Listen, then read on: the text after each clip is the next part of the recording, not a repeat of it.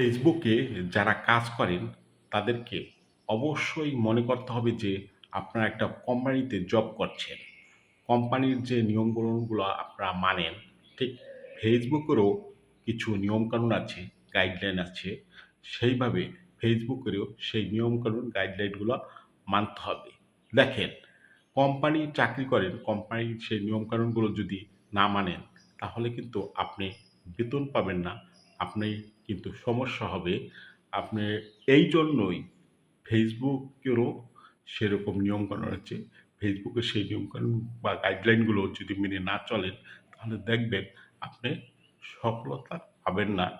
আপনার ফেসবুক থেকে যেকোনো সমস্যা হবে।